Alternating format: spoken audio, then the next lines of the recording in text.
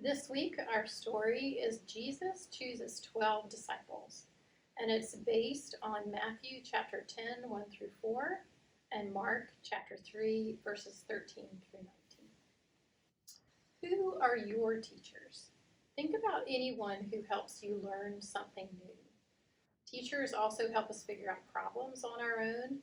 After our teachers know that we can solve problems, they give us new things to do. And when we become really good at doing them, we can teach someone else. Jesus loved to teach.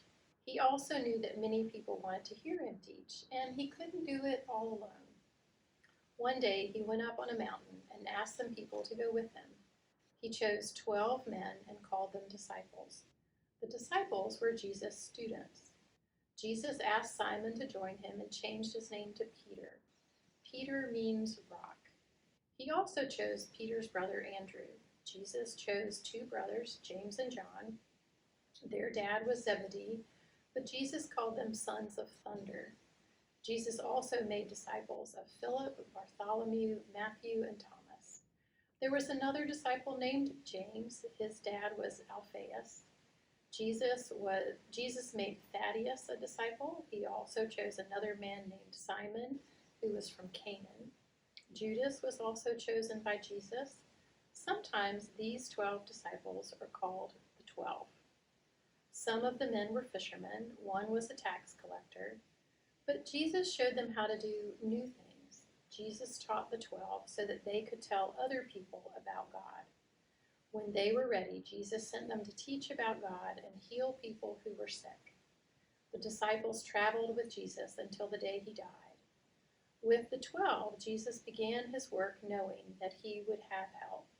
He had help from God and the disciples. Our questions for this week are: imagine a conversation that the disciples had after they were called by Jesus. What do you think they said? What might they have asked Jesus? When you grow up, what are some things you think you would like to do to be a follower of Jesus? What will you need to learn to do this? And our last questions: what kinds of things do your parents, teachers, and your church want you to learn? What things can you teach to someone else? I can tell you that I feel very called to teach, especially at church, and I can't do it alone. Your parents and grandparents and parents' friends all help. And for that, I'm grateful because they tell the story of Jesus and God and the Holy Spirit with love and faith.